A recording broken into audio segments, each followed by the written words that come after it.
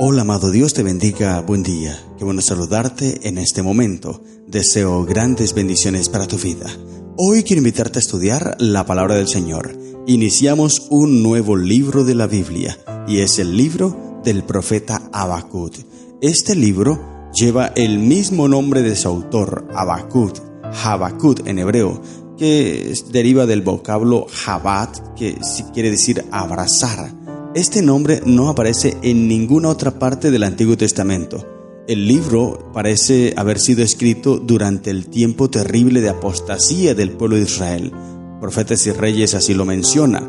Quizá durante la última parte del reinado de Manasés, o también durante el reinado de Amón, o durante la primera parte del reinado de Josías. Lo cierto es que fue antes de que Babilonia llegara a saquear y a destruir la nación de Judá. Es muy probable que el ministerio de Habacuc siguiera más o menos de cerca al ministerio del profeta Nahum. Por allí más o menos el año 630 a.C. Es la fecha probable donde Habacuc ejerció su ministerio. Pero no se sabe con exactitud, no tenemos otras referencias en el Antiguo Testamento acerca de Habacuc más de la que se menciona en su propio libro. Eso es todo lo que sabemos de él. El profeta conocía muy bien la crisis que Babilonia pronto habría de provocar a su pueblo por causa de los pecados que ellos tenían. Era una crisis que finalmente resultaría con el cautiverio de Judá. Habacuc amonestó anticipadamente a la nación en cuanto a esa crisis y también predice el castigo divino sobre Babilonia, idólatra e inicua, el enemigo de Dios y de su pueblo. El libro de Habacuc proporciona una solución al problema de por qué Dios permite que prosperen los pecadores, comparable con la solución proporcionada también por el libro de Job al problema de por qué Dios permite que sufran los santos. Job también se preguntaba lo mismo y ahora Habacuc cuestiona a Dios. Es más bien como una cuestión al Señor, a Dios. Pero Dios responde en el libro de igual manera como respondió en el libro de Job. Es interesante que podamos analizar, que podamos estudiar y reflexionar en todos los mensajes que nos deja el profeta Habacuc. Hoy nos corresponde leer el capítulo 1. Y en este capítulo, el profeta Habacuc cuestiona a Dios sobre la injusticia y la maldad que ve a su alrededor, especialmente la opresión del pueblo justo por parte de los impíos. Dios responde que está preparando la invasión de Babilonia como castigo para Judá, lo que sorprende demasiado a Habacuc.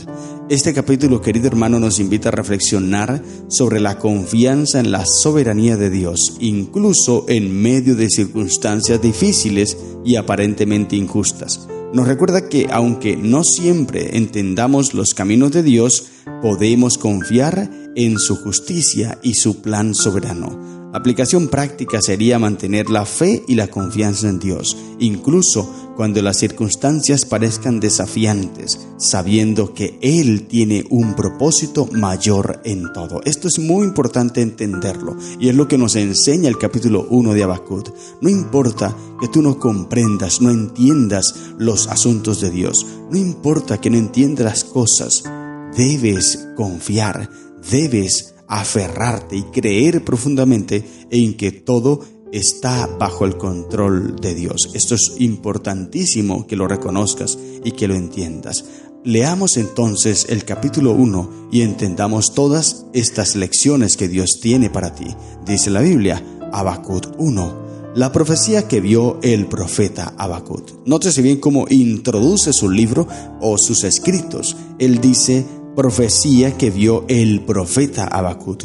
Y solamente hay 3 profetas en el Antiguo Testamento que se colocan ellos mismos el título de profeta. Uno es Habacuc, como ya lo hemos leído, el otro es Ageo y el otro Zacarías. Estos 3 declaran que tienen el título de profeta. Son los únicos. Es interesante porque esto confirma que realmente es Dios quien está hablando, al igual que otros profetas como hemos leído, que aunque no dijeron que eran profetas, sin embargo decían que su mensaje era de Dios. Y ahora la profecía que él ve, dice el versículo 2, ¿hasta cuándo, oh Jehová, clamaré y no oirás? ¿Y daré voces a ti a causa de la violencia y no salvarás? ¿por qué me haces ver iniquidad y haces que vea molestia? Destrucción y violencia están delante de mí, y pleito y contienda se levantan, por lo cual la ley es debilitada, y el juicio no sale según la verdad. Por cuanto el impío asedia al justo, por eso sale torcida la justicia. Nótese bien que, comparable con Job, Job, él reclamaba a Dios por su propia justicia. Él decía que él se consideraba justo. Ahora aquí, Habacuc prácticamente cuestiona lo mismo, solo que no es él, sino que él mira al pueblo. Ve que los justos están sufriendo y los impíos están oprimiendo al justo. Por eso él pregunta y cuestiona a Dios, por así decirlo. Y ahora viene la respuesta. Dice el versículo 5: mirad entre las naciones y ved y asombraos, porque haré una obra en vuestros días, que aun cuando se os contare, no la creeréis. Allí responde Jehová. Interesante la respuesta de Dios, y empieza a predecir los castigos que vendrían sobre la nación por la injusticia, por la maldad. Habacuc está hablando, está preguntando acerca de la justicia. ¿Hasta cuándo será torcida la justicia?, dice. Y ahora Dios responde: porque he aquí, dice el versículo 6, yo levanto a los caldeos, nación cruel y presurosa, que camina por la anchura de la tierra para poseer las moradas ajenas. Formidable es y terrible, de ella misma procede su justicia y su dignidad. Sus caballos serán más ligeros que leopardos y más feroces que lobos nocturnos. Y sus jinetes se multiplicarán, vendrán de lejos sus jinetes y volarán como águilas que se apresuran a devorar. Toda ella vendrá a la presa, el terror va delante de ella y recogerá cautivos como arena. Escarnecerá a los reyes y de los príncipes hará burla, se reirá de toda fortaleza y levantará terraplén y la tomará. Luego pasará como el huracán y ofenderá atribuyendo su fuerza a su Dios. Qué cosa tan terrible, como expresa el profeta los terribles castigos que caerán sobre la nación de Judá y Jerusalén por no aceptar el mensaje de Dios, por no aceptar la palabra del Señor. Nótese bien que, como lo dije al principio, aproximadamente en el año 630 es cuando el profeta Habacuc está predicándole a la nación. Pero Babilonia llegó casi 30 años después, 25 años podríamos decir. Año 605 a.C. llega la primera invasión de la nación de Babilonia a el reino de Judá. Y estos 3 asedios o 3 incursiones de Babilonia a Judá, como te mencioné, iniciaron en el 605 a 598. El segundo, año 597 y 588. Y el tercer asedio, 586 a.C. La última de estas concluyó en la destrucción de Jerusalén y el templo, que fue en el año 586, donde cae totalmente la nación de Jerusalén. Pero mira bien que muchos años, 30 años casi antes de esto, Habacuc está predicando. También habían otros profetas que predicaron, no tal vez en el tiempo de Habacuc, pero después y antes de él también, que los que ya hemos leído, Ezequiel estuvo en la deportación, pero antes de eso Jeremías, Isaías y muchos profetas que hablaron acerca de lo que vendría sobre la nación, pero ellos no quisieron creer, ellos no se quisieron preparar, no buscaron a Jehová y por eso recibieron los castigos. Dice el versículo 2, ahora Habacuc protesta, dice, versículo 12 más bien: ¿no eres tú desde el principio, oh Jehová, Dios mío, santo mío? No moriremos, oh Jehová, para juicio lo pusiste, y tú, oh roca, lo fundaste para castigar. Muy limpio eres de ojos para ver el mal, ni puedes ver el agravio. ¿Por qué ves a los menospreciadores y callas cuando destruye el impío al más justo que él? Y haces que sean los hombres como los peces del mar, como reptiles que no tienen quien los gobierne.